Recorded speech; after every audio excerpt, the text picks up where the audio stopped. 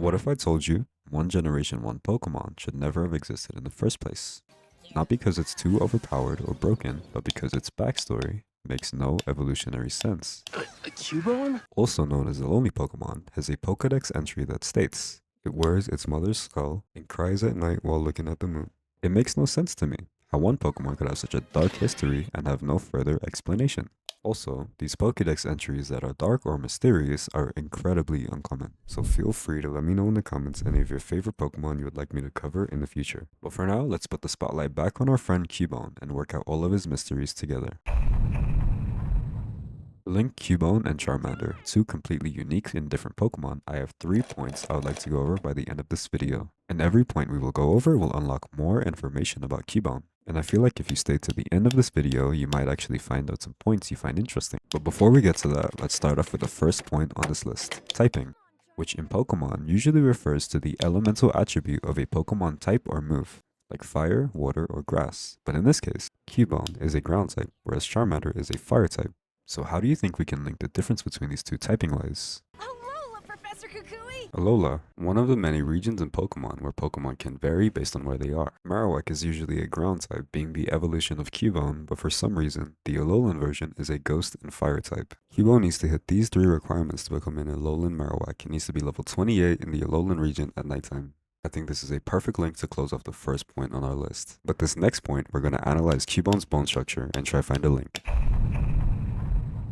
So, let's assume Cubone's mother was a Charizard, then what could we expect to see in Cubone's body? But firstly, let's focus on the skull and why Kangaskhan can't be Cubone's mother. The snout is way too long, more pointed, and the eye sockets are deeper and set further back, which gives it a more reptilian look. I noted Cubone has a much more angular look compared to the smoother front of a Kangaskhan skull. And lastly, Cubone has horns, whereas Kangaskhan has ears, which are made of cartilage and could not be featured on the skull. Also, bone density. I think Charizard would be much smaller than Kangaskhan, measuring at 5'7", whereas Kangaskhan measures in way taller at 7'3". As a side note, I have a theory I would love to run by you guys. What if Charizard derived from the fossil Pokemon Aerodactyl, which is an extinct Pokemon which needs to be resurrected in order to live? And I personally think Cubone is a predecessor of Charmander and Charizard, but it split off into its own species of Pokemon. A Charmander that got its flame extinguished, making it more grounded and more based on survival, compared to a Charmander who worked hard to grow a flame its mother gave it. This theory basically says Cubone is a fossil type that survived extinction, but this theory is purely hypothetical, so please let me know in the comments any of your personal theories about Cubone you would like me to read over. I am more than happy to do so.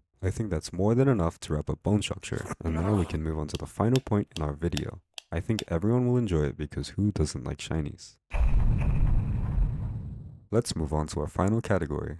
Charizard, introduced way back in the original Pokemon Red and Blue games from the Kanto region, made famous in the anime by Ash's stubborn but lovable Charizard. Charizard is able to Mega Evolve, introduced in the Pokemon X and Y games in 2018, and its last appearance for a while was in Pokemon Go, released on August 27, 2020, and then it was forgotten for a while. But now, even being set to release in Pokemon Legends ZA and a future TCG set, bringing back a personal favorite of mine, Mega Evolution cards.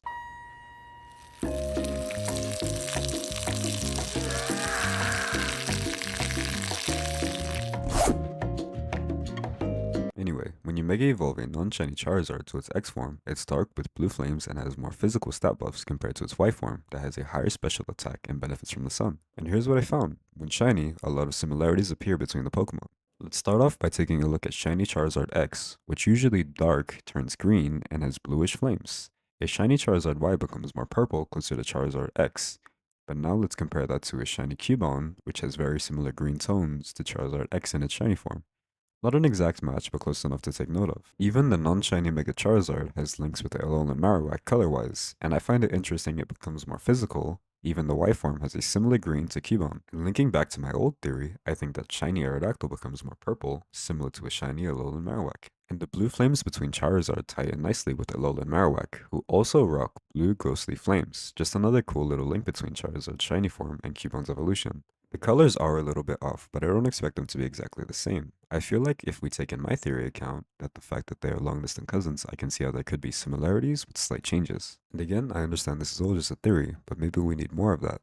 Especially nowadays when Pokemon content is filled with just money and other stuff, it's hard to enjoy things again. And I understand this is all just a theory, but maybe we need more of that.